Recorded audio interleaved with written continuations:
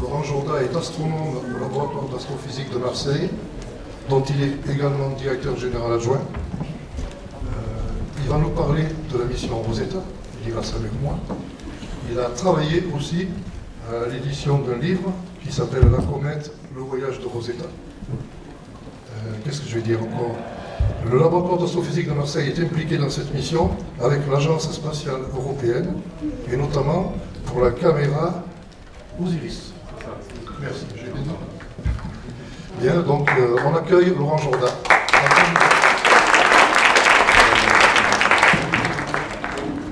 Je vais vous parler de la mission Rosetta. Donc c'était une belle mission. Peut-être certains d'entre vous en ont entendu parler à l'époque. Ça avait fait un peu de bruit au moment de l'atterrisseur d'un petit module dont je vais vous parler. Donc je suis effectivement astronome au LAM. Et j'ai été impliqué, comme je vais vous raconter, dans la mission depuis le début jusqu'à l'exploitation des données. Donc voilà, j'espère que ça va vous intéresser. Donc il y a une première partie en fait où je vais vous faire un petit résumé de la mission, vous parler un petit peu des résultats. Donc au début, c'est pas la peine de mettre les lunettes. Je vois qu'il y en a qui les ont. Je vous dirai en fait quand mettre les lunettes. Donc dans un deuxième temps, donc avec les lunettes, je vous montrerai un petit peu des images en relief de la surface de la comète Chury, qui a été observée par la sonde Rosetta. Et je vous montrerai aussi un petit film de 5 minutes qui vous montrera l'atterrissage du module Philae sur la surface de la comète. Donc vous verrez comment ça s'est passé en fait, à ce moment-là. Vous verrez, c'est assez spectaculaire. Donc j'en dis pas plus. Donc la sonde Rosetta, en fait, tout est né en 1993. Et en fait, c'est suite à d'autres missions, en particulier la mission Giotto en 1986. Peut-être certains d'entre vous ont vécu cette époque de l'exploration spatiale. C'était la première mission européenne, comme ça, interplanétaire. Et qui a survolé la comète de Halley, la fameuse comète de Halley, qui avait été observée par Sir Edmond Halley, en tout cas dont Sir Edmond Halley avait prédit le retour près de la Terre, qui avait servi à valider en fait la théorie de Newton. Donc ça a été en fait une belle mission qui a permis d'obtenir la première image d'un noyau cométaire que vous voyez sur la droite. Et malheureusement, c'était juste un survol en fait. Donc ça a été très rapide, on a eu quelques images avec des mesures aussi de la composition de la comète de Halley. Et rapidement a émergé l'idée d'une mission plus ambitieuse pour vraiment étudier en détail un noyau cométaire. Et d'où sont nées en fait deux missions à ce moment-là. La mission CRAF de la NASA, qui était Comète Rendez-vous Astéroïde Flyby, donc avec un rendez-vous avec une comète, c'est-à-dire une mise en orbite autour de la comète. Et il y avait une mission de retour d'échantillons d'un noyau cométaire. Donc comme les échantillons lunaires qu'on a vus dans le documentaire, on voulait ramener un échantillon en fait de comète sur la Terre. Donc en fait, c'est apparu assez... alors la NASA a eu des problèmes budgétaires en fait au début des années 90 et ils ont abandonné la mission CRAF. Et le retour d'échantillons en fait était très compliqué parce que ce sont des échantillons qui contiennent de la glace. Et par ailleurs, l'Agence spatiale européenne n'avait pas l'expérience des retours d'échantillons à cette époque. Ne l'a toujours pas d'ailleurs. Et du coup, ça a été jugé vraiment trop ambitieux par les ingénieurs. Donc finalement, en 1993 est né, l'Agence spatiale européenne a décidé de reprendre le concept de la mission CRAF de la NASA, donc d'aller se mettre en orbite autour d'une comète et pour l'étudier. Et de là est née en fait la mission Rosetta, qui était donc un rendez-vous avec un module d'atterrissage sur la comète. Donc après les activités se sont poursuivies. Donc moi j'ai commencé à cette époque-là, en 1993, en fait, à travailler sur la mission Rosetta. Donc j'ai connu toutes les étapes depuis le tout début de la mission, la préparation, jusque maintenant en fait où on a les données, on essaye de comprendre ce qu'elles peuvent nous enseigner, en fait, nous apprendre sur les noyaux cométaires. Donc dans les années 2000, au début des années 2000, donc on a intégré la sonde, donc c'est un long travail, hein. voyez, ça a pris 10 ans en fait pour construire les instruments, tester la sonde Rosetta. Donc vous avez des photos à gauche, une photo sur un banc de test en fait, à l'Agence spatiale européenne, à Noordwijk, qui était montré d'ailleurs dans le reportage précédent, et où ils ont testé un peu la sonde dans les conditions de l'espace. Et à droite, vous avez un test en vibration en fait, qui a été fait en Italie. Donc de la sonde Rosetta. Vous voyez, en fait, il y a un monsieur en fait, sur l'image de droite, ça vous donne un peu l'échelle de la sonde Rosetta, qui fait 2 mètres par 2 mètres par 3 mètres de haut. Donc ça, c'était dans les années 2000. Pour la petite histoire, en fait, le 11 septembre 2001, j'étais en plein test de notre instrument au laboratoire. Donc je me rappelle, c'était une date marquante. Donc la sonde se présente comme ça, donc il y a des systèmes qui sont vraiment standards dans ces missions, d'ailleurs pour les missions lunaires aussi, hein, d'ailleurs. Ce sont des panneaux solaires, donc, qui sont indispensables, comme vous savez tous, pour produire l'électricité en fait. Donc l'énergie dont a besoin la sonde pour faire fonctionner tous ces systèmes. Une antenne à haut gain pour communiquer dans les deux sens, hein, pour envoyer des informations et recevoir les ordres qui sont donnés depuis la Terre à la sonde Rosetta. Et donc il y a aussi des caméras de navigation. Donc c'est un ensemble de caméras qui permettent à la sonde de se repérer dans l'espace par rapport aux objets, donc à la fois aux étoiles et aussi à la comète elle-même, quand la sonde va être en orbite autour de la comète. Et il y a aussi ce qu'on appelle des senseurs stellaires. Donc ça, c'est un tout petit peu plus compliqué. Ce sont des petits télescopes en fait, qui servent à figer, enfin à contrôler l'orientation de la sonde Rosetta par rapport aux étoiles. Donc de cette façon, on contrôle comment la sonde est orientée, si vous voulez. Donc ce sont des systèmes très très importants. Donc il y a aussi des roues à inertie en fait, qui permettent de modifier l'orientation de la sonde Rosetta, en faisant changer la vitesse de rotation de roues à inertie à l'intérieur de la sonde. Voilà, donc en fait, ça ce sont les systèmes principaux. Voilà, en plus de ces systèmes, en fait, il y avait des instruments scientifiques, donc il y en avait beaucoup, je ne les ai pas tous listés ici d'ailleurs. Donc il y avait en particulier, vous voyez en haut à gauche, un instrument qui s'appelle Rosina, qui est ce qu'on appelle un spectromètre de masse, qui a mesuré la composition chimique précise de la comète.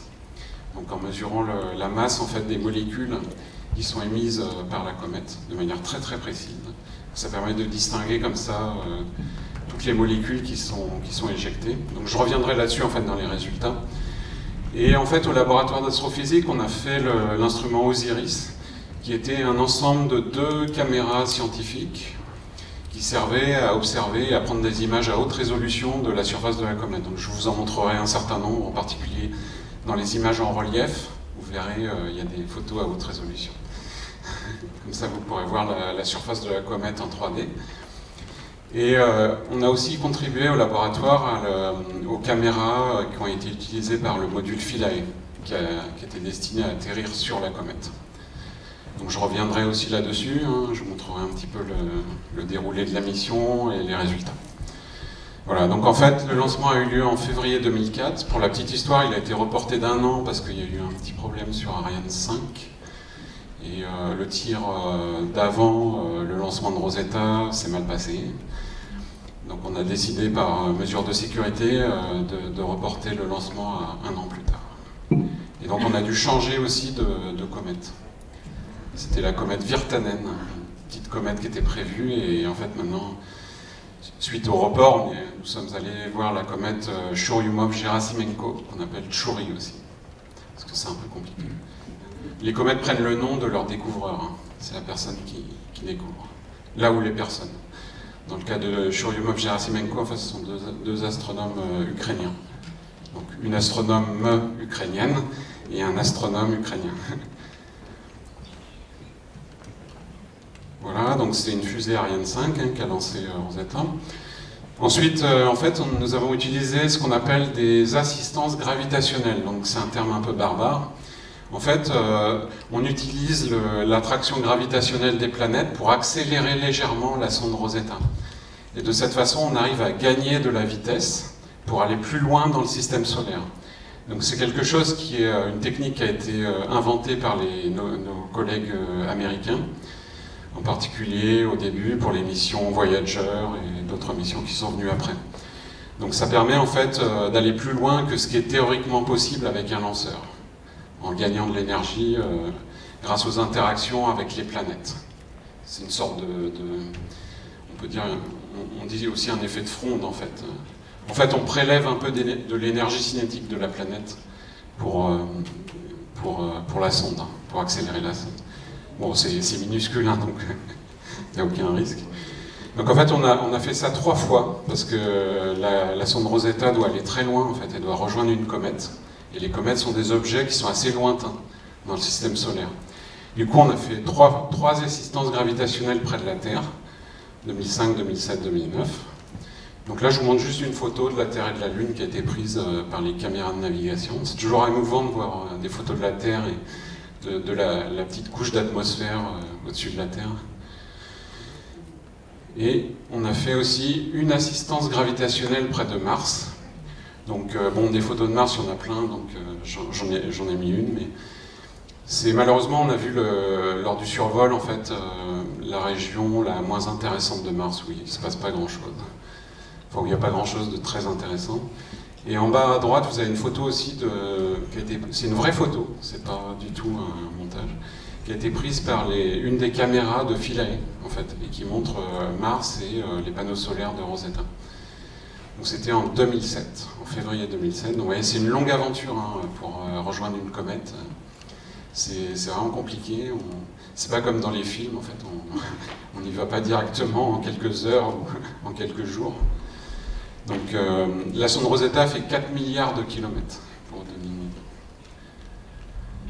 Donc en juillet 2014, on est finalement arrivé près de la comète et on a commencé à faire des observations. C'est ce qu'on appelle la phase d'approche. Et on a découvert un noyau qui était qui avait 2 morceaux, hein, comme vous voyez très bien sur ces photos. Alors la forme du noyau change d'une photo à l'autre du fait de la rotation du noyau. Donc tous les corps du système solaire tournent autour d'un axe, hein, comme la Terre, tourne en 24 heures, comme vous savez. Et donc Rosetta, en fait, la comète Chury, là, elle tourne en 12 heures, un petit peu plus de 12 heures. Donc cette séquence d'images, là, elle a été obtenue pendant un peu plus de 12 heures. Donc à ce moment-là, nous étions à 10 000 km de la comète environ. Donc ça, c'est pris avec la caméra marseillaise, hein, qui était la caméra la plus puissante, en fait, hein, qui permettait d'avoir les images les mieux résolues. Ensuite, on a commencé en fait à cartographier la comète. Donc c'est une étape qui est indispensable pour aller se poser dessus, puisqu'il faut identifier en fait le site d'atterrissage. Donc il y a une sélection qui a été faite. J'ai participé aux discussions avec les ingénieurs et les scientifiques. Donc on essaye de trouver le meilleur choix, mais qui ne met pas en danger ni le module d'atterrissage ni la sonde, parce que la sonde doit aller, l'orbite de la sonde va être conditionné aussi par le choix du site d'atterrissage. Donc en fait, on a décidé d'aller à l'endroit au centre du rond blanc là, que je vous ai montré, et au niveau de la croix, qui est un endroit en fait qui est sur le haut du petit lobe de la comète. Donc on dit que la comète est bilobée, elle a deux morceaux. Donc on est allé sur le haut du petit morceau de la comète. Donc il y a eu beaucoup de débats. Hein. Il y a eu 2 réunions à Toulouse, avec beaucoup de discussions, pour discuter. Les scientifiques veulent toujours aller dans les endroits impossibles et risqués, alors que les ingénieurs ne veulent absolument pas. Donc ça fait beaucoup de débats. Donc c'est toujours les ingénieurs qui gagnent à la fin.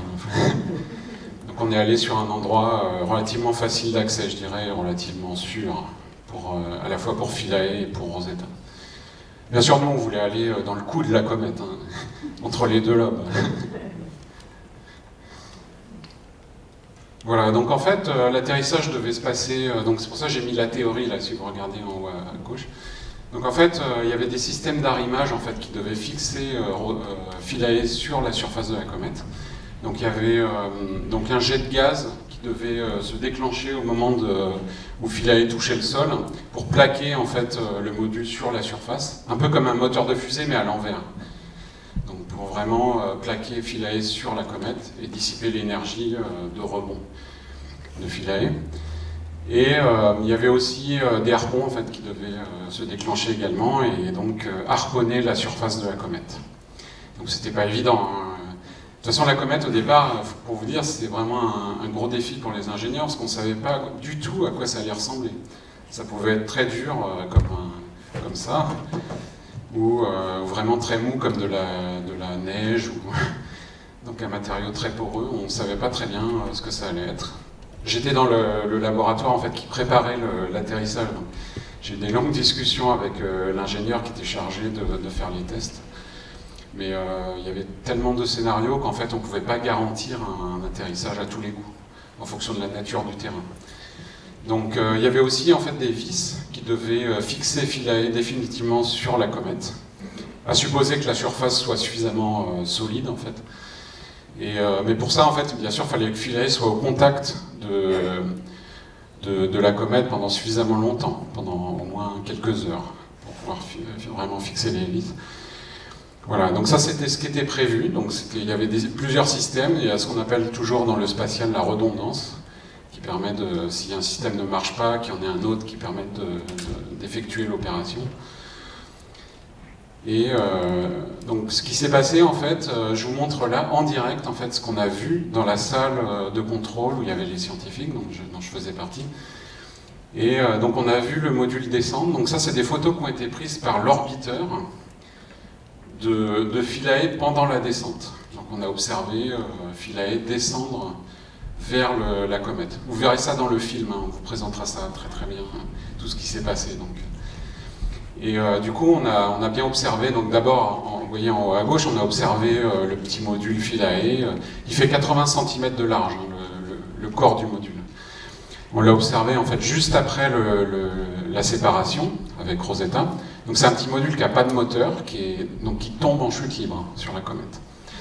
Et après on a continué à prendre des images, hein. Vous voyez il y a les heures, là, 15h14 en bas à gauche, 15h19, etc. Donc on a continué à le voir qui descendait gentiment vers l'endroit où il était supposé se poser. Donc tout allait bien. Et au moment donc juste après en fait, alors juste avant l'atterrissage, on a pris la photo où j'ai marqué avant là. À droite, donc vous voyez, il y a la surface qui était censée être touchée par Philae. Et après, on a réobservé donc, pour vérifier que Philae s'était bien posé. Et aux surprises, on a vu 3 traces, vous voyez bien, 3 traces qui n'étaient pas visibles en fait avant, donc qui ont été formées par le contact en fait de Philae avec la surface de la comète. C'est une surface un peu sablonneuse, hein. Donc finalement ça laisse des traces. Et sur la même image en fait, qui a été acquise à 15h43, vous voyez tout en haut à droite en fait, il y a un petit point blanc. Et quand on zoome en fait, on se rend compte que c'est Philae qui est en vol, qui est en train de voler vers une autre destination. Donc c'est bien pour lui, hein, il découvre, il visite la comète. Mais nous on n'était pas super contents quand même, et un petit peu inquiets aussi. Donc là, il y a eu beaucoup de discussions pendant la nuit pour savoir ce qu'on allait faire. Et donc là, on a reconstruit la trajectoire hein, de Philae. Donc il était censé se poser au point que j'ai appelé TD. Hein. TD, ça veut dire touchdown en anglais. C'est le point de contact. Donc, qui était très, très proche du site qui avait été prévu. Et en fait, vous allez voir, et vous verrez très bien sur le film en relief aussi, en 3D, en fait, il rebondit aussi sur la surface, sur la périphérie en fait, d'une petite dépression. Et après, il va se poser finalement dans un endroit qu'on a appelé le site K, du coup. Et du coup, voilà. Donc ça, c'était en novembre 2014. Donc en fait, pendant la descente, il a quand même réussi à faire des photos. Donc là, on voit, en fait, c'est le caillou en haut à droite, là, il fait à peu près 5 mètres. Moi, j'ai mis l'échelle en haut, hein. Donc ça vous donne à peu près l'échelle de la photo. Donc il y a eu toute une séquence comme ça de photos qui ont été prises pendant la descente. Il y avait une petite caméra, en fait, sur le bas de Philae, ouais, qui a pris des photos. Et bien sûr, après, il y a une séquence qui a été acquise, en fait, et moi j'étais en centre de contrôle, en fait on a reçu les images, mais en fait ça ressemblait à rien évidemment, parce qu'il était en train de voler. Donc en fait c'était des images complètement filées, et en plus on n'a pas reçu toutes les images, on a reçu juste des bouts d'images, parce qu'il avait du mal à communiquer avec la sonde principale. Donc en fait, sur le coup, on n'a rien reçu. Par contre, dans la nuit, on a décidé quand même de lancer une nouvelle séquence d'observation. Et on a eu la chance que ça fonctionne en partie. Donc en particulier, on a réussi à télécharger une série d'images panoramiques. Donc là, vous en avez une partie seulement, c'est la partie de la zone qui était éclairée. Parce que malheureusement, il y a une grosse partie de la zone d'atterrissage qui n'était pas éclairée. Donc, sur les images, en fait, on voit des choses très sombres, on voit presque rien. Donc là, il y a quand même deux images où on voit bien la surface. Vous voyez en bas à gauche aussi l'un des pieds, en fait, de Philae. Et si vous regardez bien, en fait, un peu vers la droite, vous voyez un trait blanc, et en fait, c'est l'antenne de Philae. Et donc, bien sûr, c'est la seule image, en fait, qu'on a eue de la surface de la comète à très haute résolution. Là, on voit des détails de quelques millimètres en fait sur cette image.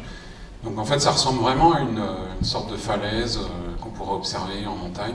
Ce qui est intéressant, c'est qu'il y a des fractures, en fait il y a beaucoup de fractures. Donc c'est attribué au changement de température sur la comète. Parce que comme il n'y a pas d'atmosphère, en fait il y a des changements de température très brutaux et très forts, de plusieurs centaines de degrés. Et du coup ça tend à fracturer la roche. Alors à la surface de la comète, il n'y a pas de glace directement, parce qu'en fait la glace survit difficilement à la surface de la comète.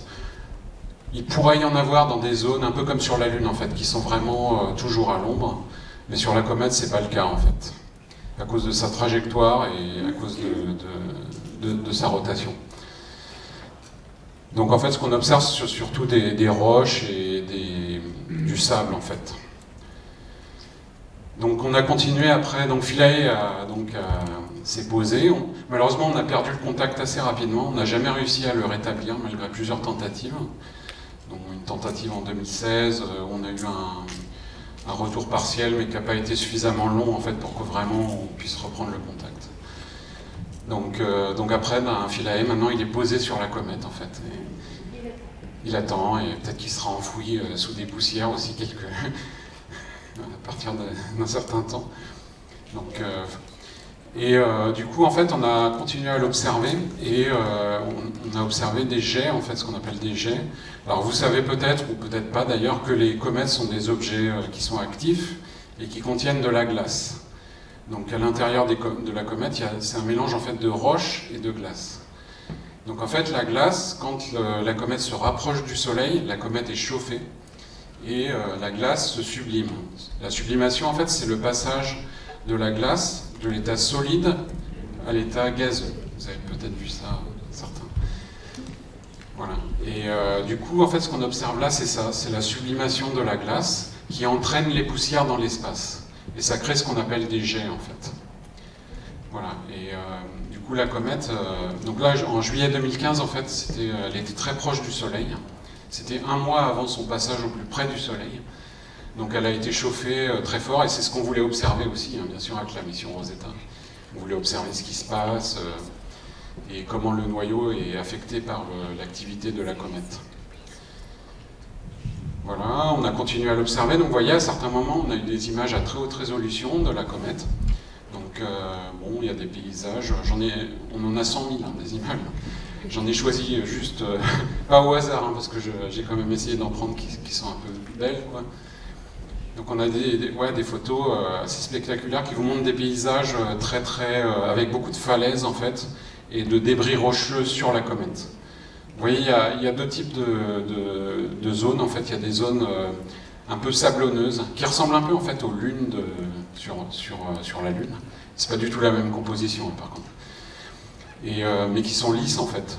Et il y a des zones par contre au contraire qui sont très escarpées, avec beaucoup de falaises. Donc je reviendrai un petit peu là-dessus. À la fin de la mission, donc, qui s'est terminée en septembre 2016, on a observé le module Philae, on a réussi en fait à trouver où il était exactement. Et on a pris une photo de Philae depuis la sonde Rosetta avec la caméra Osiris. Donc. Et vous voyez là, en haut à droite, vous voyez le petit module posé. En fait, vous voyez qu'en fait, il n'est pas droit, hein, il est complètement basculé. Il ne s'est pas posé bien comme ça, bien horizontalement. Il est complètement basculé au pied d'une falaise, en fait. Ce qui explique aussi les images que je vous ai montrées tout à l'heure. Voilà, donc je vais vous parler un petit peu des résultats. Je vais essayer de ne pas prendre trop de temps, parce qu'il est déjà tard. Donc Rosetta, ça a été vraiment une mission marquante pour l'étude des comètes, et aussi un peu de l'origine du système solaire. Parce que les comètes, en fait, sont vraiment des corps primitifs qui existaient au début de l'histoire du système solaire, et dont certains ont été incorporés dans les planètes. Donc c'est une étape, si vous voulez, intermédiaire vers la formation des planètes. Donc à partir d'un nuage de gaz et de poussière. Donc on forme d'abord ce qu'on appelle les planétésimaux, qui sont les comètes et les astéroïdes, et ensuite seulement on forme les planètes à partir de ces planétésimaux. Donc les comètes, c'est pour ça aussi que sont vraiment des corps intéressants. Donc il y a eu 400 articles, en fait il y en a beaucoup plus, j'ai fait une recherche assez stricte, mais en fait en cherchant bien, je pense qu'on pourra en trouver beaucoup plus, qui ont été publiés dans des revues, ce qu'on appelle nous, scientifiques, à comité de lecture, c'est-à-dire avec une personne qui va critiquer l'article et proposer des modifications, voire même dans certains cas rejeter l'article, ça peut arriver. Donc c'est ce qu'on appelle un comité de lecture. Et il y a aussi 27 articles dans des revues qui sont assez prestigieuses dans la communauté scientifique, qui s'appelle Science, qui est une revue américaine, et Nature, qui est une revue britannique. Donc, ce qui montre qu'il y a eu quand même des résultats assez marquants suite à la mission Rosetta, donc je ne pourrais pas vous parler de tous les résultats. Il y a 8 livres qui ont été publiés sur les résultats de la mission. J'ai coédité un livre scientifique, et comme le disait M. Brun tout à l'heure, j'ai aussi participé à l'élaboration d'un ouvrage plus à vocation artistique, on va dire. Montrer un peu la beauté de la comète. Et voilà, donc c'est ça. Donc je voulais juste vous reparler, avant qu'on passe à la 3D, ne l'ai pas pour longtemps. Je voulais juste vous parler de quelques résultats. Donc un premier résultat qui était important a été obtenu par Rosina, qui en fait voulait répondre à l'origine, à la question de l'origine des océans terrestres. Donc c'est une question qu'on se pose, de savoir d'où vient l'eau en fait, qui se trouve actuellement dans les océans terrestres, qui recouvre quand même les 2/3 de la surface de la planète. Et en fait, donc pour ça, en fait, on mesure ce qu'on appelle le rapport deutérium sur hydrogène. Alors c'est un peu compliqué, j'ai pas le temps de vraiment vous expliquer, mais c'est une sorte de carte d'identité, d'empreinte digitale en fait de l'eau. Et en fait, ce rapport D sur H ne coïncide pas avec celui qu'on mesure dans les océans terrestres. Il est beaucoup plus élevé, donc ce qui montre que en fait, c'est probablement, en tout cas pas, c'est pas les comètes, en tout cas pas ce type de comètes, qui sont à l'origine de l'eau des océans terrestres. Donc ça pourrait être des astéroïdes, parce que dans les astéroïdes il y a des roches qu'on appelle hydratées, qui contiennent des molécules d'eau.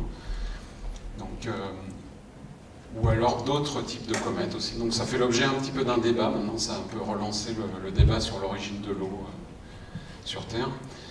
Et par contre, il y a un chercheur de Nancy, d'ailleurs de la même équipe qu'on voyait dans le reportage précédent, qui a mis en évidence en fait qu'il y a eu par contre un enrichissement, probablement un enrichissement de l'atmosphère terrestre en éléments cométaires. Donc à un moment, en fait, dans l'histoire de la Terre, il y a très longtemps, hein, il y a 4,6 milliards d'années, au tout début, il y a eu un bombardement par des comètes qui ont déposé des éléments, donc là en particulier du xénon en fait, dans l'atmosphère de la Terre. Donc ça veut dire que peut-être il y a eu une contribution quand même des comètes à certaines molécules de l'atmosphère de la Terre.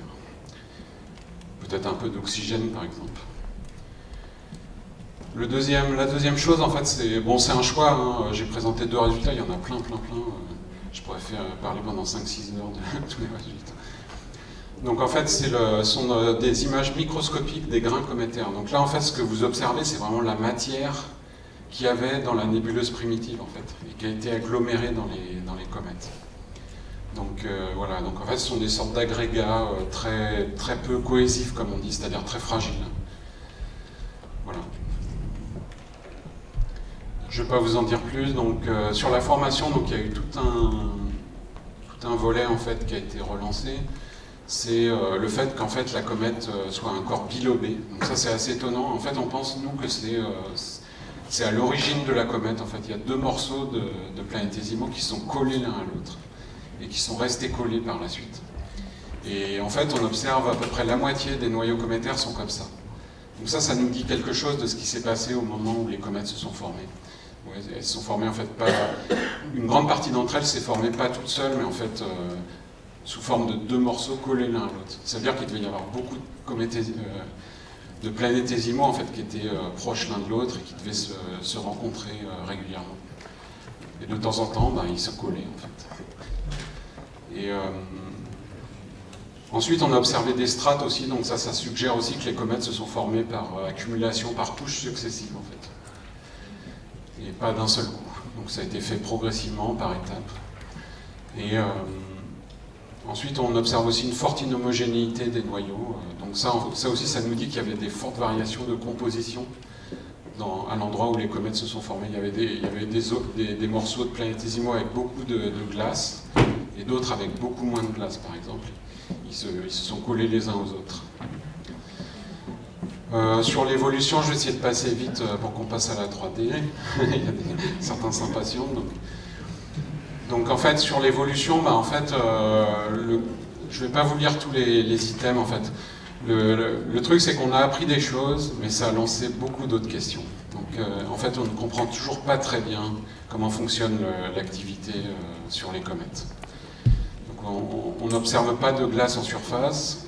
On sait qu'il doit y en avoir quelque part très proche de la surface, mais malheureusement, comme Philae n'a pas pu forer en fait, la croûte cométaire, en fait, on manque d'informations là-dessus. Voilà, je vais passer donc sur la composition. Ce qui est important, en fait, c'est que ce qui domine, ce sont pas les glaces. En fait, c'est vraiment les roches. Il y a plus de roches en masse dans les comètes que de glace. Et sans ça, ça c'est quelque chose qu'on savait déjà avant Rosetta, mais il y a beaucoup de molécules qu'on appelle prébiotiques dans les comètes qui sont à l'origine en partie qui pourraient être à l'origine en partie de l'apparition de la vie sur Terre. Et donc en particulier, il y a un acide aminé, la glycine, qui a été détecté, mais il y a de nombreuses autres molécules qu'on appelle prébiotiques, mais on le savait déjà. Voilà. Et donc le lien avec la Terre, j'en ai déjà parlé, donc je ne reviens pas dessus. Donc on va passer à la partie anaglyphe. Donc là, vous allez mettre vos lunettes. Donc en fait, faites attention de bien mettre le bleu en fait, sur votre œil droit.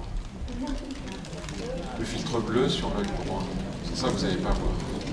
Vous allez voir à l'envers.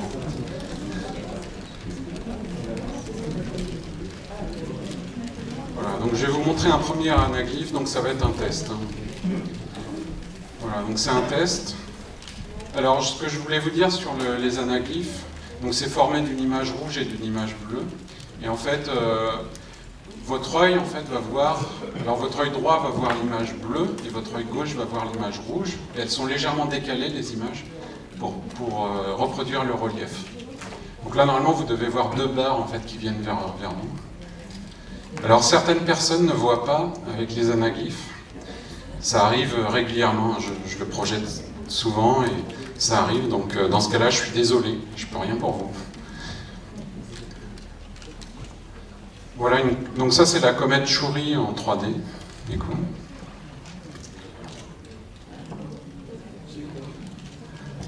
Vous voyez les deux lobes, on voit bien les deux lobes. Donc l'effet 3D est légèrement exagéré en général. Ça dépend où vous êtes en fait dans la salle, mais en général il est légèrement exagéré. Voire même beaucoup exagéré pour certaines de ces images.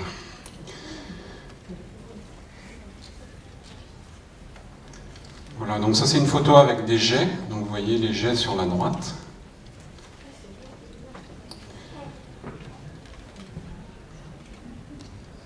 Une autre photo avec des jets aussi très brillants.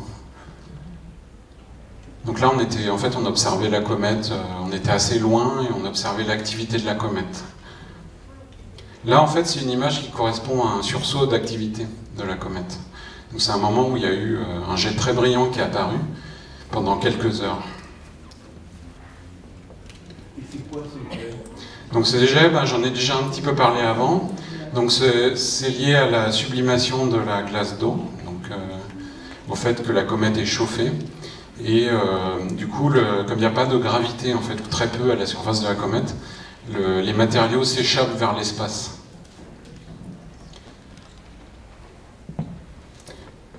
Donc c'est ce qu'on observe en fait. Alors sur Terre, bien sûr, la gravité retiendrait les molécules. Ça partirait pas comme ça directement dans l'espace.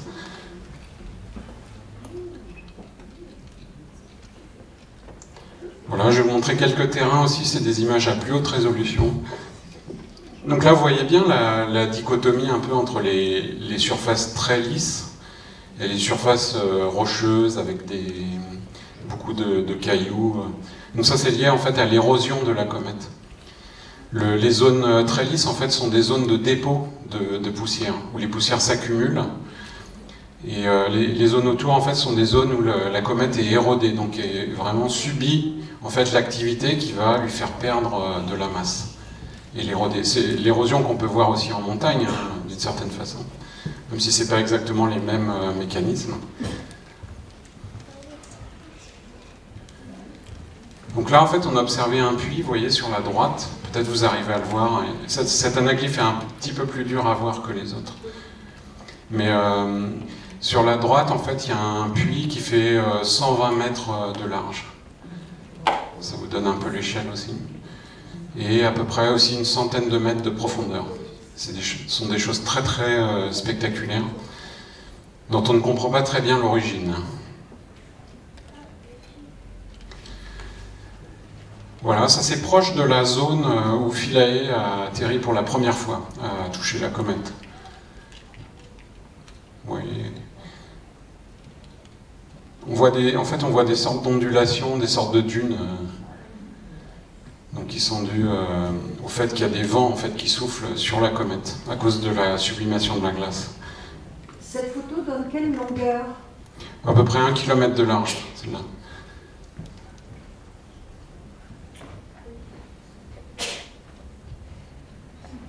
Voilà une autre photo qui est assez spectaculaire aussi, qui montre justement les zones d'érosion, vous voyez, un petit peu vers le haut, là.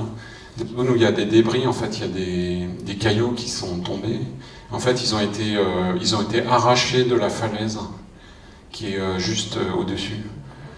Et du coup, ça traduit vraiment la fonte, en fait, de la comète. Et ce sont des structures qu'on observe aussi sur Mars, dans les zones qu'on appelle périglaciaires, près des calottes polaires, en fait.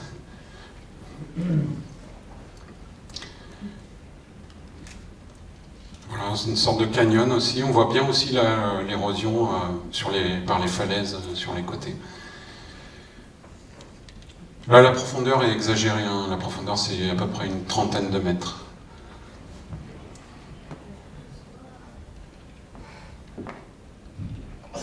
Voilà, une autre zone qui est vraiment intéressante aussi, avec vous voyez, des structures circulaires vers le haut.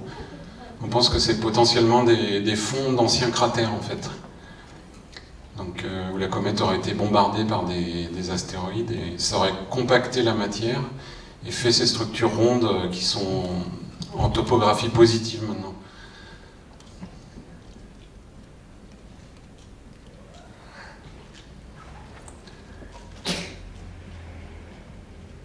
Voilà, je crois qu'on arrive vers la fin. Ça, c'est une zone lisse aussi. Vous voyez, il y a des structures un petit peu, nous on l'appelait le serpent, là, l'espèce de petite dépression là, qu'on observe au centre.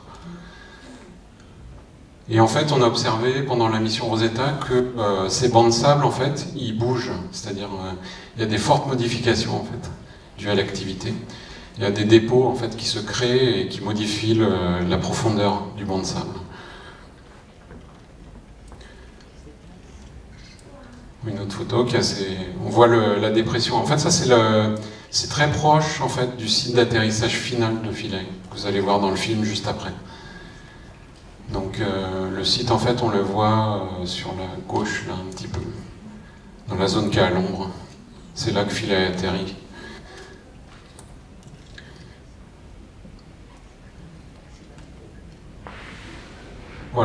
je vais vous montrer, maintenant je vais vous montrer un film. Alors je vais vous montrer deux petits films en fait. Un premier qui est très très rapide, qui va vous montrer la comète en 3D. Alors sur les anaglyphes, en fait, ce que je voulais vous dire, c'est que après la conférence, on distribuera des posters anaglyphes avec des lunettes sur le stand de l'Institut Origine, en face du cinéma. Donc ceux qui sont intéressés, en fait, qui veulent ramener un poster anaglyphe, peuvent venir sur le stand. Non, c'est gratuit, on les distribue. Voilà. Donc je vais vous montrer un petit film qui vous montre la comète en 3D. Si j'arrive à l'ouvrir.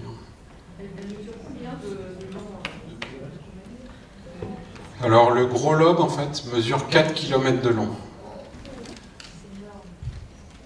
Donc là, ça vous montre. Donc ça c'est un modèle 3D en fait de la comète qui a été fait d'ailleurs en grande partie au laboratoire d'astrophysique de Marseille. Et avec des collègues, en collaboration avec des collègues, et qui vous montrent la forme 3D de la comète. Donc ça, ce sont des images de synthèse, ce ne sont pas des vraies images. Où est Rosetta? Ah, Rosetta n'est pas justement sur le... Ce sont des images de synthèse du noyau, en fait. Donc Rosetta était autour du noyau, à différents endroits, en fonction du temps. Alors Rosetta a été entre 2 et... après, il y a eu entre 2 et quelques centaines de kilomètres du noyau. On a fait des rasmotes en fait à 2 km d'altitude. Et sans ça, on est resté à quelques dizaines, à quelques centaines de kilomètres. Voilà. Et Philae? Alors Philae, il était sur le petit lobe là. Je vais le laisser retourner si vous voulez encore une fois. Alors malheureusement, j'ai pas de pointeur, mais... Je peux essayer de voir si j'ai un pointeur.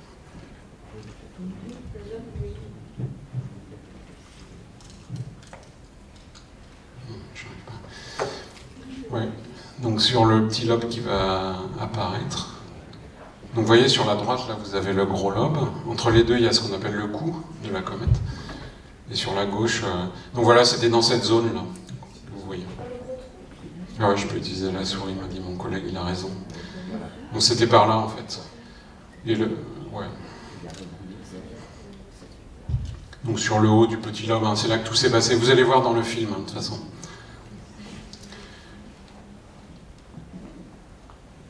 Je vais laisser revenir une fois, je vais vous montrer comme ça. Donc après j'ai un petit film qui dure 5 minutes, donc ça va être rapide.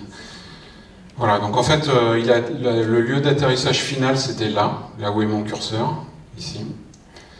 Et le premier atterrissage c'était par là en fait. Voilà, j'espère que vous avez vu. Voilà, donc je vais vous montrer le dernier film en fait. Qui vous montre... donc c'est un film aussi qui a été fait en images de synthèse par une société qui est basée à Nantes, qui sont spécialisés là-dedans. Donc en fait on leur a fourni toutes les données en entrée, et ils ont fait un film qui montre l'atterrissage de Philae sur la comète, comme si vous y étiez. Donc vous allez être vraiment à côté de Philae, pour voir comment, un petit peu tout ce qui s'est passé, ces péripéties en fait. Donc je vais lancer le film. Donc il y a du son aussi, donc je vais me taire.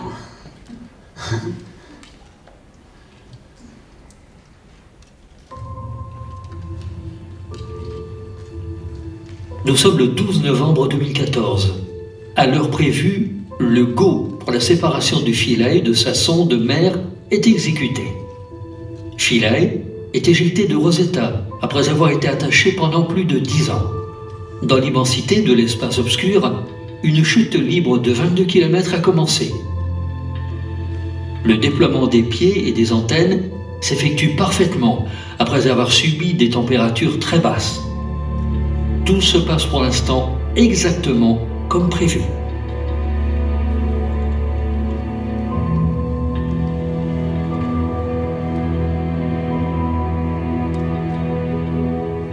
Pendant la descente, Philae est piloté de manière à tourner autour de son axe vertical grâce à la rotation d'une roue interne.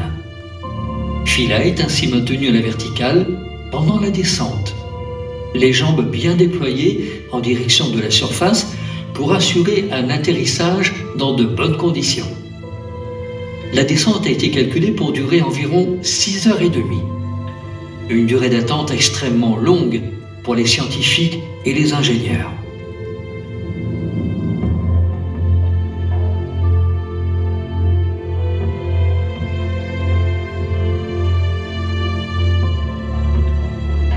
Surface atteinte, mais soudain la tragédie.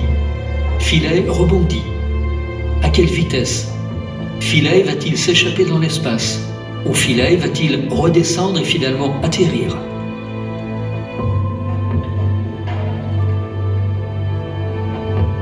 Au cours des 2 prochaines heures, Philae va se voir offrir un incroyable voyage au-dessus du noyau, survolant des zones d'une incroyable beauté, avec des plaines, des monts, des falaises, capturé à partir d'un belvédère tournant lentement, un relevé inoubliable au cours duquel Philae fait des mesures uniques. Mais comment tout cela va-t-il finir?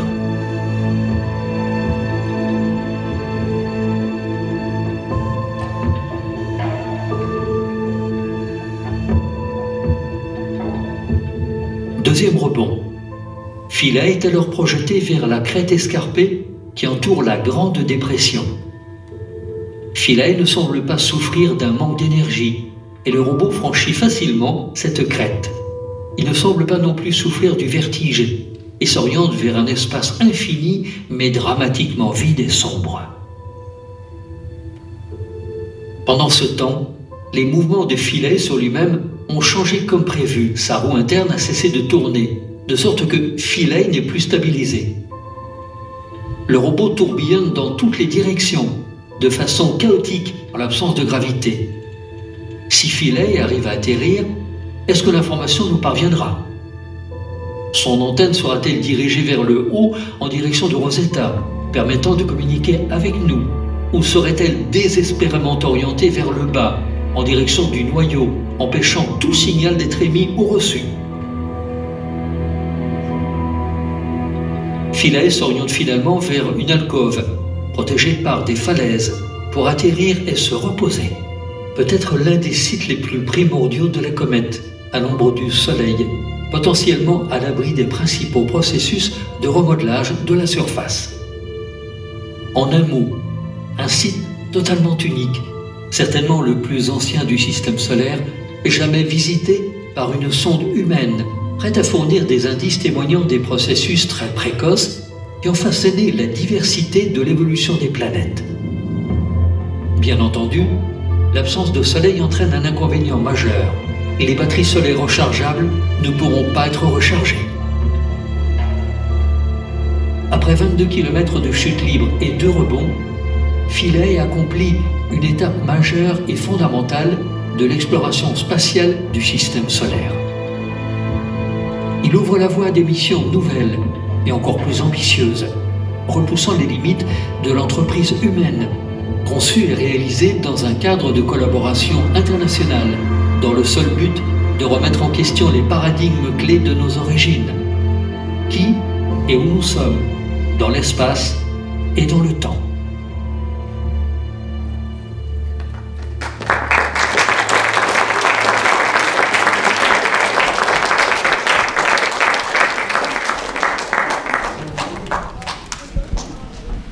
Voilà. Donc j'espère que ça vous a plu. S'il y a des questions, je peux répondre, peut-être à quelques-unes. Ou... Merci pour cette présentation. C'est vrai que c'est un événement qui nous a tous marqués.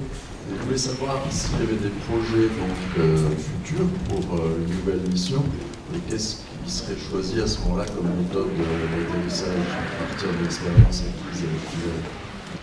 Alors, les projets de mission du côté européen, il n'y a rien vers les comètes. Alors si, il y a Comet Interceptor, donc, qui est une mission dans laquelle je participe, mais qui sera juste un survol en fait, d'un objet interstellaire, qui sont les comètes qui viennent de l'extérieur du système solaire, qui ont été découverts récemment, là, en 2018 ou 2017.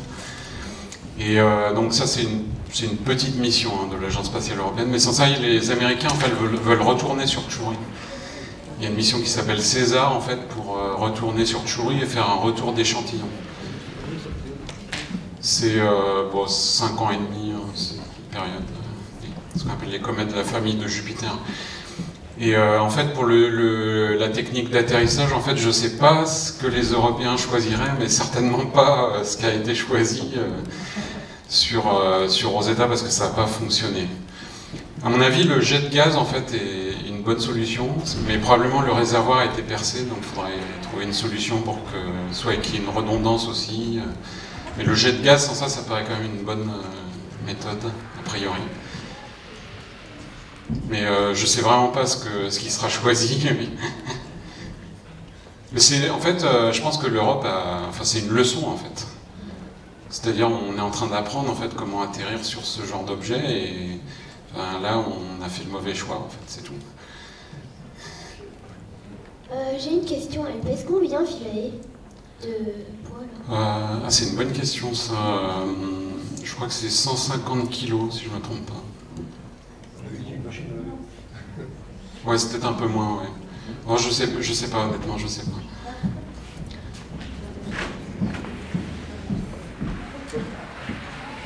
Comment a été choisie la comète? Pourquoi ce choix? Ouais, alors c'est une question qu'on me pose très très souvent. En fait, les raisons sont assez simples, hein. C'est vraiment le choix des comètes. En fait, les scientifiques n'ont pas leur mot à dire. Ce sont les ingénieurs de l'Agence spatiale européenne, en fait, qui choisissent la comète la plus accessible depuis un tir, depuis la Terre, dans une période donnée. En fait, ils regardent toutes les comètes et ils essayent de voir celle qui est la plus facilement accessible. Donc celle qui demande le moins de temps de croisière, et celle qui demande aussi les manœuvres les moins risquées pour arriver dessus. Donc c'est vraiment purement de la mécanique céleste, comme on dit. Le grand phénomène inconnu qui s'est passé, d'après ce que j'ai compris, c'est le fait qu'on n'avait pas du tout prévu qu'elle rebondisse. Ouais. Et donc, vous avez dû analyser beaucoup pourquoi elle a rebondi et pourquoi ça n'avait pas été prévu. Ouais. Qu'est-ce qui s'est passé là, en fait? C'est lié à on a imaginé, enfin j'imagine bêtement, que c'est parce qu'on a sous-estimé la gravité, le manque de gravitation, c'est ça? Non, pas du tout. Non, la gravité était très bien connue, en fait. Oui, j'imagine. Grâce au modèle 3D, on connaissait bien le jeu. Pourquoi on a rebondi de cette manière-là? Ouais, alors je vais vous expliquer. Donc en fait, il y a deux raisons. Donc c'est pas les mêmes en fait pour les deux systèmes. Donc pour le jet de gaz, en fait, le réservoir a été percé. Donc c'est peut-être une. Alors il y a deux hypothèses, on ne sait pas. Parce qu'en fait, on a juste constaté que le réservoir était percé même avant. En fait, avant la séparation de la sonde principale, on savait déjà que ça marcherait pas en fait, que le réservoir était percé. Donc voilà, alors ça peut être effectivement une micrométéorite qui a percé le réservoir, c'est probablement le plus probable. Ou alors il y a eu un joint qui a fui, et sur une période de 10 ans, en fait, il suffit qu'il y ait une toute petite fuite pour que ça se vide. Donc ce sont les deux choses. Et pour les harpons, en fait, quelque part on s'en doutait aussi, parce que en fait le déclenchement des harpons n'avait pas été testé faute de temps. On avait été pris de court, enfin c'est pas moi personnellement, mais les ingénieurs qui ont réalisé Philae, et ils n'avaient pas pu tester en fait le déclenchement des harpons sous vide. Il s'est avéré, ils ont refait les tests après le lancement sur un modèle similaire. Ils se sont rendus compte que les harpons se déclenchaient pas tout le temps. Et c'est un problème donc apparemment c'était un problème électrique en fait, dans le déclenchement des harpons, qui a fait que, effectivement, il y a eu beaucoup d'investigations, hein, vous avez raison, on cherche à comprendre en fait, hein, pour essayer de faire mieux la fois d'après. Donc voilà, donc c'est bon. Après, ce que je veux dire en fait, c'est que l'équipe qui a fait Philae en fait n'avait pas d'expérience des atterrisseurs. J'ai fait un postdoc, un séjour postdoctoral dans le laboratoire, donc je connais très bien l'équipe. Et ils n'avaient jamais fait d'atterrisseur, donc ils sont vraiment partis d'une feuille blanche, hein, les ingénieurs, et il a fallu qu'ils réfléchissent à tout. Ils n'avaient pas de retour d'expérience en fait sur un atterrissage précédent. C'est ce qu'ont expliqué là dans le reportage d'ailleurs les Chinois, hein. C'est qu'ils utilisent le retour d'expérience des missions lunaires pour aller sur Mars. Donc voilà, donc ça c'est une chose importante, donc c'est quelque part c'est un peu normal entre guillemets que ça n'ait pas marché. Moi, je voulais dire tout d'abord bravo pour ces images impressionnantes. Votre caméra, il est beau. Et je voulais savoir justement par rapport à la caméra, est-ce que vous avez pu observer et faire un film d'un jet qui se déclenche de la comète? D'un jet qui se déclenche? Non, on n'a pas réussi, à ma connaissance, on n'a pas réussi à observer vraiment le tout début d'un jet. En fait, c'est très rapide, hein, les jets. La matière, elle part à 1 km par seconde. Donc c'est très très rapide, donc il faut vraiment, ça se joue à la seconde près, quoi. Si on veut observer le déclenchement d'un jet, on n'a pas eu cette chance, d'observer. Ça aurait été vraiment intéressant, hein, vous avez raison, c'est une bonne question. Ça aurait été très très intéressant pour les gens qui s'intéressent au jet, quoi. Et ce qu'on appelle l'hydrodynamique, en fait. Juste la deuxième partie, la lumière pour la caméra, ça vient d'où? Alors la lumière, c'est le soleil, en fait. Ouais, c'est juste l'éclairage du soleil. À propos de ça, ce que je voulais dire, c'est que, en fait, si nous, êtres humains, on avait été assis sur la sonde Rosetta, en fait, nos yeux auraient vu un espace noir, en fait. On n'aurait pas vu la comète. Il faut avoir conscience que c'est grâce au détecteur électronique. C'est pas la lumière visible, c'est... Voilà, parce que la lumière du soleil, à la distance de la comète, elle est vraiment très faible, et la comète est très très sombre. Donc en fait, l'œil humain aurait été incapable de l'observer. C'est grâce au détecteur électronique qu'on a ces belles images de la comète. Le fait que la comète soit mise à rebondir, est-ce que vous avez pu observer des choses que vous n'auriez pas pu avoir si ça s'était agrippé correctement? Alors on a perdu, il y a des choses qu'on n'a pas pu faire en fait, du fait qu'elle a rebondi dans ce sens-là. Donc notamment on voulait forer la surface de la comète. Et ça n'a pas été possible parce que le module n'était pas grippé sur la surface. Donc en fait on n'avait pas d'appui pour pouvoir forer. Donc en fait il y a eu une tentative en fait, et on a touché la surface avec la foreuse. Mais on a juste, en fait, elle a foré, elle a juste tourné à la surface, en fait, sans réussir vraiment à percer la comète. Et après, il y avait aussi, en fait, un bras articulé qui devait ramener de la matière vers un petit laboratoire. Et ça n'a pas pu être fait, malheureusement. Les deux, en fait, étaient vraiment très importantes pour comprendre en particulier l'activité de la comète. Donc, ce sont les deux gros manques, en fait. Après, dans l'autre sens, ce qu'on a gagné en allant sur un autre site, c'est que le site est probablement beaucoup, beaucoup plus intéressant. Parce que c'est un site qui est, sur le site qui était prévu, en fait, qui ne plaisait pas du tout aux scientifiques. Donc peut-être qu'on a saboté, en fait. Qui ne plaisait pas, en fait, c'était vraiment un banc de sable de poussière cométaire, et ça n'aurait pas été super intéressant. Alors que là, on était vraiment sur le bord d'une falaise, où il y a de la matière vraiment plus primitive et moins altérée par le chauffage par le soleil et le rayonnement solaire. Je voulais savoir ce que vous avez fait comme étude. Alors, bonne question, oui. Donc moi j'ai fait en fait, alors à l'époque ça s'appelait pas comme ça, mais j'ai fait ce qu'on appelle licence, master et doctorat. Donc j'ai fait une licence en physique fondamentale, à l'université d'Orsay pour tout dire, mais ça s'appelle Paris-Saclay je crois maintenant. Et donc j'ai fait la licence là-bas. Et après j'ai fait donc à l'époque ça s'appelait pas comme ça, donc c'est pour ça que j'ai fait après un master en fait, en 2 ans. Donc la première année c'était un master de physique fondamentale toujours. Et la deuxième année, j'ai fait un master d'astrophysique. À l'époque, en fait, c'était 3 ans, en fait. Enfin, il y avait 2 ans de DOG, après il y avait licence, après il y avait maîtrise, pour les gens qui ont fait leurs études à cette époque-là. Donc en fait, la première année, en fait, de ce que maintenant on connaît comme master, en fait, c'est ce que nous on appelait la maîtrise, et c'était encore le cursus général, quoi. On ne se spécialisait pas encore. C'est pour ça que j'ai fait l'équivalent. Première année de master en physique et deuxième année de master en astrophysique. Voilà, donc après, il y a d'autres possibilités pour faire de l'astrophysique. Il y a d'autres cursus. Vous pouvez faire aussi une école d'ingénieur. Il y a des collègues qui ont fait ça. Parce que Rosetta est toujours actif? Et du coup, est-ce que les Américains qui veulent rejoindre sur Tchouri, ils pourraient s'en servir comme... Non.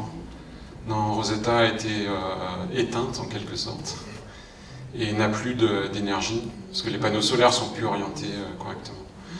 Et par contre, j'espère qu'ils pourront l'observer, ce serait sympa quoi. Ils prennent une image de Rosetta posée sur la surface, voire même de Philae, hein, s'ils peuvent. Puisqu'en fait, la sonde Rosetta, on l'a posée à la fin de la mission sur la comète. Voilà, est-ce qu'il y a d'autres questions? Encore une? Est-ce qu'on a une idée pourquoi ça forme des jets en fait, et pas plutôt des dommages? Ouais, parce que ça part, en fait, c'est ce qu'on appelle une expansion adiabatique, c'est-à-dire ça part très vite, en fait, c'est une sorte de... Comment expliquer ça? La vitesse latérale, en fait, est très faible, donc la vitesse de dispersion du gaz latéralement est très faible par rapport à la vitesse d'expansion vers le milieu interplanétaire. Donc en fait, vous voyez que ça s'évase en fait. Donc ce que vous dites est vrai, c'est-à-dire ça pourrait, mais ça s'évase pas suffisamment vite pour que ça fasse vraiment une sorte de panache très large. Les jets de la comète sont opposés au Soleil, mais n'ont rien à voir avec la direction. Oui. Bon, ils ne sont pas vraiment exactement opposés au Soleil. Une dernière question pour nous évacuer. Après, vous pouvez venir sur le stand d'origine. On va distribuer les posters. Je pourrais répondre aussi à d'autres questions. Est-ce que la comète Chloé, c'est comme la comète de Halley, elle a une trajectoire elle repasse le même endroit? Oui, oui. Sa trajectoire, toutes les comètes ont des trajectoires, ce qu'on appelle elliptiques en fait. C'est-à-dire qu'elles vont loin du Soleil et elles reviennent près du Soleil. Donc en fait, la comète de Halley va très loin du Soleil, elle va au-delà d'Uranus et même de Neptune. Et elle revient après, donc, alors que Tchouri, en fait, elle va jusqu'à l'orbite de Jupiter à peu près. Donc on va finir la séance, parce qu'on doit partir, on doit évacuer la salle.